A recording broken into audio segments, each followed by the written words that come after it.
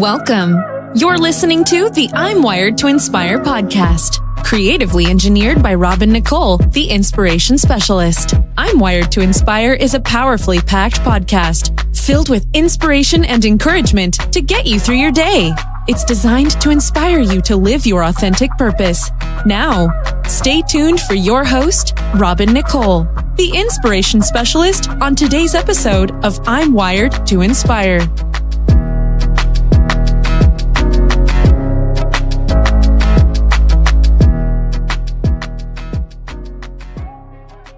Hey everyone, and thank you so much for joining me today on my podcast. I hope you guys are having a great day. It's the start of a wonderful week, and I hope you guys had a great weekend and looking forward to shelling out all of your goals and dreams for the next few months of the year. We're almost out of here, y'all. 2018 went by so fast.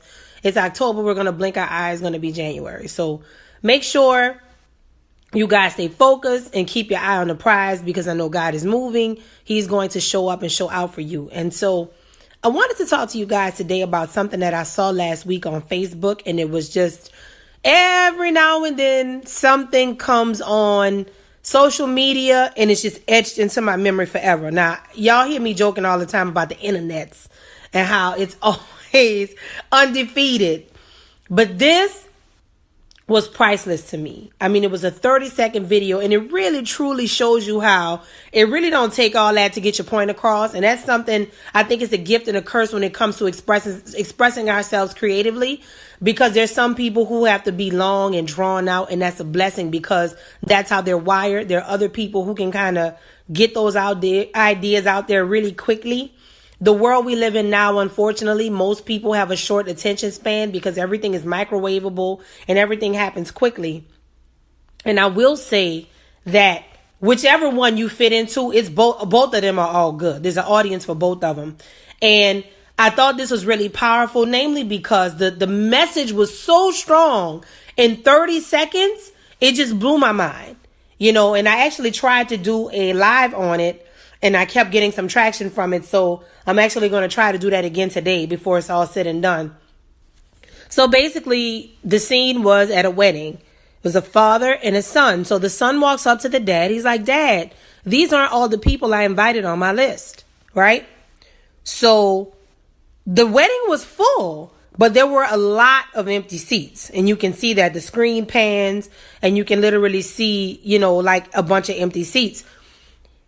So the father tells the son, because apparently you find out that the son just gave the dad all of the people he wanted to come, and the father reached out to them. And now I guess that was the father's job to invite the people. So the father said, "Son, I took the list, and everyone that you gave me to invite, I invited them, but I did not tell them it was for a wedding. I told them it was because you were in need of help. And we were all gathering today at this time to see how we could all come together and help you." The look on the son's face, he was stunned. And the father said, "These are the people who came to help you." Now, I don't know who needs to hear this, but God is much like that young man's father. Some of you have been feeling like, "God, I've given you my request. I asked for this. I asked for that." And you said, "Okay, God, you told me if I pray without ceasing and I give you whatever it is that I need to get done, you're going to do it." Well, this is what the guy did. Okay, I write out my list. I give it to my dad. He's going to give it to the people, and the people are going to come. Well, you need to know this right now. Some of you are feeling like you are short-sighted, and you are feeling like you're not getting the fullness of what you asked God for. Let me tell you something. You are not getting the things that are to your detriment. There are things you may have asked the Father for, and he has not gotten those things to you simply because he was protecting you as a father. He knows what you asked for, but he had to give you what he knew you needed. And you know, the cool thing is he still had a beautiful wedding. And the part that I really loved the most was that the son, you can tell, had great admiration for his father, and he appreciated it because he let him know, these are the people who didn't come, those are the people who use you. The people who are here, those are the people who love you. So I want you to keep in mind what it is that God is doing in this season and in this time in your life. And I don't want you to miss it. Know this. You might be sending your prayers up and your requests and telling God who you want and how you want things to be done. But when you start to see that blessing come back and that person is not attached to it, or that opportunity is no longer attached to it, don't be mad at God. It's not because God didn't love you, but it's because he does. And God wants to make sure in this season, whatever it is you are seeking him for, he's attaching you to people who actually love you, people who actually care about you, people who literally want to make sure that everything God tells them to do concerning you, they do it because they know their blessing is connected to your blessing and to someone else's blessing and so on and so forth. That father had the understanding and foresight to make sure that his son was able to really enjoy his time without being in the presence of people who really did not mean him any good.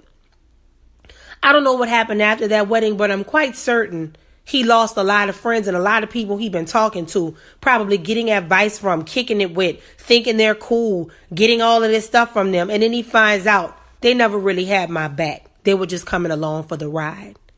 So I don't know who needed to hear that, and I don't know who you are. But this is a very quick, under 7-minute podcast today because I think the point is clear.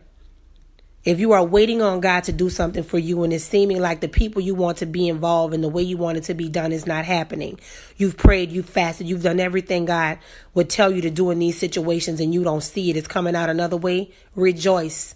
Because it's not just coming out another way, it's coming out the best way. And I'm more than sure after that moment when he talked to his dad, he probably, although bittersweet, realized some people he wanted there were not there. But imagine the enjoyment and excitement he experienced, knowing that he was literally in a room full of people who actually loved and cared about him. Don't be mad at God. You don't know who he's protecting you from, and you don't know what he's preparing to give you. I'm wired to inspire. I hope you are too.